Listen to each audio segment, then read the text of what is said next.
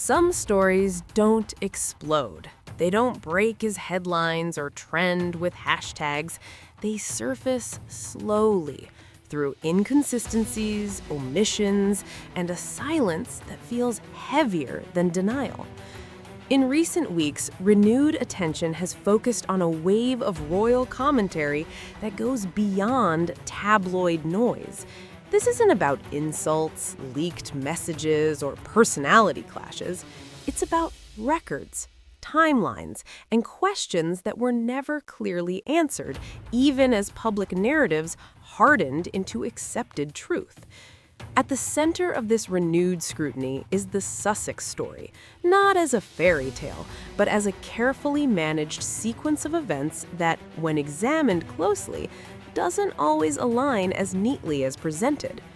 What reignited the conversation wasn't a single accusation, but a pattern. Commentators, biographers, and independent analysts began noticing that when critical questions were raised, the response was never clarification, it was escalation. Legal warnings, emotional statements, silence from institutions, and above all, no direct verification offered where it could have ended speculation instantly. That absence matters. In any public controversy, certainty behaves differently than uncertainty.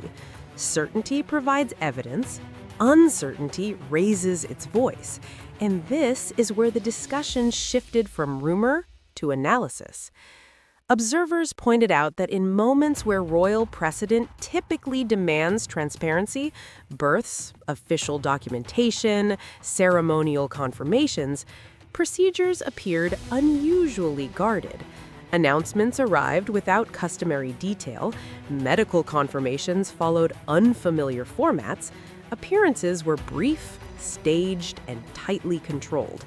Individually, none of these deviations prove wrongdoing. Collectively, they raise a question that won't disappear. Why depart from tradition at the exact moments when tradition offers protection?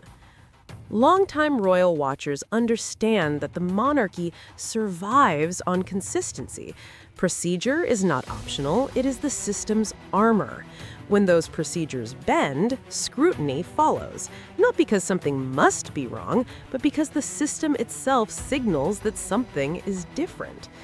Behind closed doors, according to multiple accounts circulating in commentary circles, even those closest to the situation reportedly struggled with the lack of clarity. Not suspicion, confusion. Not accusation, discomfort. And confusion, left unresolved, becomes fertile ground for doubt. What intensified matters further was the global trail of overlapping timelines, travel records that seemed compressed, appearances that skipped expected confirmation steps, charity commitments coinciding with unexplained absences. None of it illegal, none of it definitive, but enough to prompt deeper comparison. This is where geographic references began appearing in public discussion, not as claims, but as contextual markers. Analysts noticed recurring international connections that didn't match the public-facing narrative of simplicity and openness. The issue was never where someone traveled, it was why certain details vanished while others were amplified. As speculation grew, something unusual happened. Instead of being met with transparency, the response hardened. Statements focused on emotional injury rather than factual correction. Critics were labeled cruel. Questions were framed as attacks. And institutions that normally clarify uncertainty chose restraint instead. Silence can be strategic, but silence also invites interpretation. The more the conversation escalated, the more observers returned to a single unresolved point: verification. In modern life, proof is not difficult. Records exist, tests exist, confirmation exists. When none is offered, even privately, speculation fills the vacuum. At this stage, the issue was no longer about truth or falsehood. It was about perception, and perception, once destabilized, spreads faster than facts. What made the moment especially volatile was the emotional toll it appeared to take on those involved. According to accounts circulating in commentary spaces, stress mounted behind the scenes, relationships strained, trust fractured, not because answers were confirmed, but because they weren't.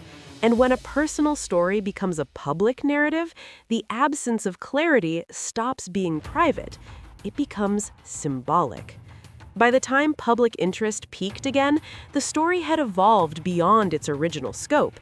It wasn't about one event or one claim.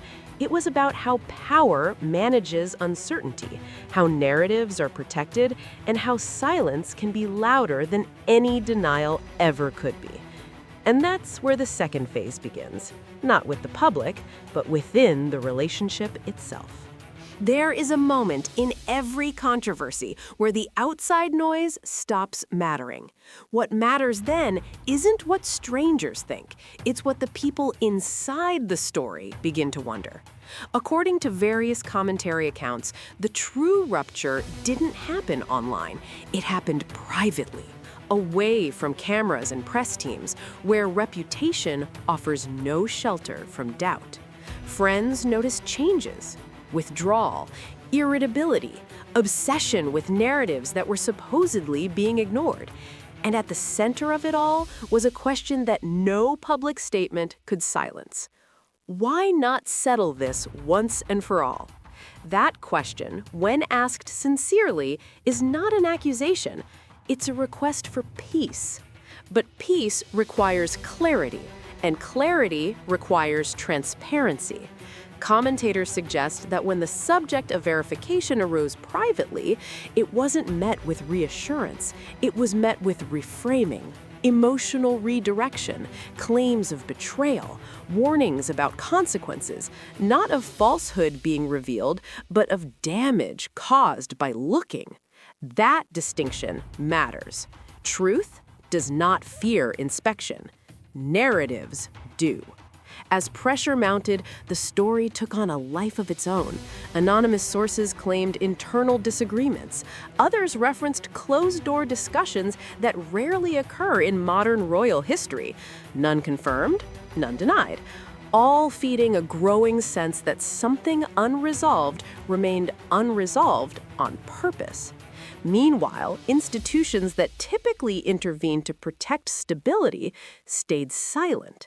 And silence, once again, spoke. At this point, public opinion fractured. Some dismissed the entire discourse as intrusive speculation. Others argued that the refusal to clarify prolonged the harm. Both sides agreed on one thing: this situation should have ended cleanly and didn't. The emotional fallout, according to commentary, was profound. Identity, once shaken, doesn't rebuild easily. When a person believes they sacrificed everything for a version of reality that may not be complete, the damage is internal, not public. And that's the part most people miss. This story isn't dangerous because of what might be true. It's dangerous because of what was never resolved. Fairy tales survive on certainty. Doubt corrodes them from the inside.